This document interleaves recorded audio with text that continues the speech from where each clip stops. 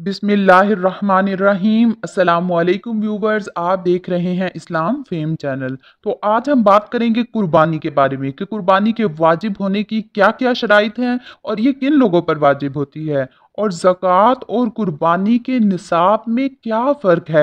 क्या कुर्बानी औरतों पर भी वाजिब है, और ज़रूरियात ज़िंदगी से मुराद कौन कौन सी चीज़ें हैं। तो चलिए स्टार्ट करते हैं। तो सबसे पहले कुर्बानी के वाजिब होने की शराइत के बारे में बात करते हैं। तो इसकी शराइत में से एक शर्त ये है कि वो मुसलमान हो, यानी किसी भी गैर मुस्लिम पर कुर्बानी वाजिब नहीं है। और इसकी दूसरी शर्त मुकीम होना है, यानी अगर कोई सफ़र कर रहा हो, कोई मुसाफिर हो, तो उस पर भी कुर्बानी वाजिब नहीं होगी। इसकी तीसरी शर्त आज़ाद होना है, यानी किसी भी गुलाम पर कुर्बानी वाजिब नहीं होगी। और इसकी चौथी शर्त मालिक निसाब होना है। तो अब ये कुर्बानी का निसाब क्या है।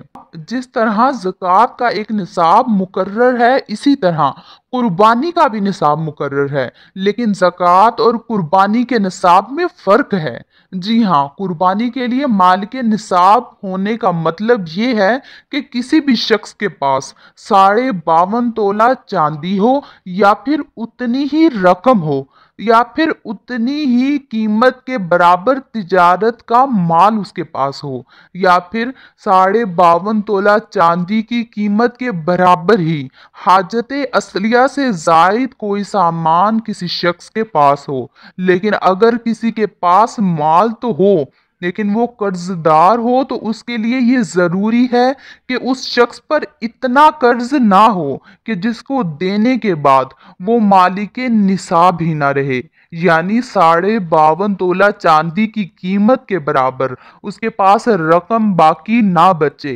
क्योंकि अगर ऐसा हुआ तो इस सूरत में वो मालिक निसाब नहीं रहेगा और उस पर कुर्बानी वाजिब नहीं होगी। लेकिन अगर कोई कर्जदार तो है और उसका कर्जा अदा करने के बाद कुर्बानी का निसाब उसके पास बाकी बच जाता है, यानी 52.5 तोला चांदी की कीमत के बराबर रकम उसके पास मौजूद होती है, तो उस पर कुर्बानी वाजिब होगी, फिर चाहे वो कर्जदार ही क्यों ना हो, क्योंकि उसके पास निसाब है, उसके पास इतनी रकम मौजूद है।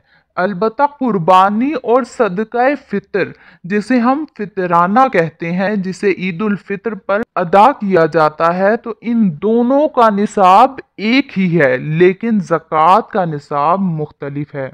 अब इस कुर्बानी के निसाब में हमने हाजत असलिया यानी ज़रूरियात ज़िंदगी से ज़ायद सामान की बात की, तो उसके लिए ये जानना बहुत ज़रूरी है कि हमारी ज़रूरियात ज़िंदगी में क्या क्या चीज़ें शामिल हैं, यानी हमारी हाजत असलिया से क्या मुराद है।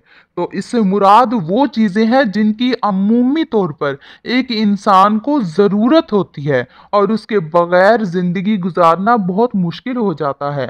जैसे मिसाल के तौर पर रहने का घर, पहनने के कपड़े, सवारी और इल्मे दीन से मुताल्लिक किताबें, और पेशे यानी काम और कारोबार से मुताल्लिक सामान और औजार वगैरह, ये सारी चीज़ें हमारी ज़रूरियात ज़िंदगी से मुताल्लिक हैं। लेकिन ये बात याद रहे कि अगर हमारे घर में कोई सामान हमारी ज़रूरत से ज़ायद हो और उसकी कीमत भी 52.5 तोला चांदी के बराबर हो, तो उस पर कुर्बानी वाजिब हो जाएगी। और कुर्बानी के वाजिब होने के लिए एक और भी शर्त है, वो ये है कि ये तमाम शराइत यानी मुसलमान होना, मुसाफिर ना होना, आज़ाद होना और मालिक निसाब होना, ये तमाम शराइत कुर्बानी के दिनों में ही पाई जानी चाहिए।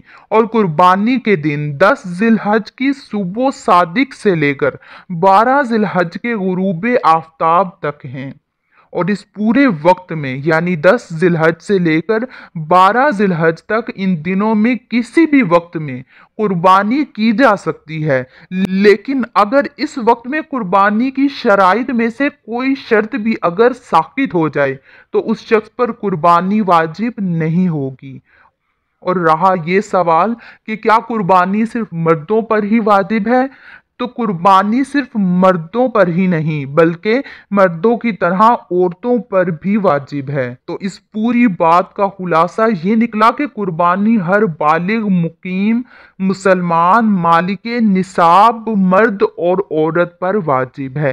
तो अगर आपको इस वीडियो से ज़रा सा भी फ़ायदा हुआ हो तो इसे लाइक और शेयर कर दें, इस चैनल को सब्सक्राइब कर दें। इसके साथ अल्लाह हाफिज़, मिलते हैं नेक्स्ट वीडियो में।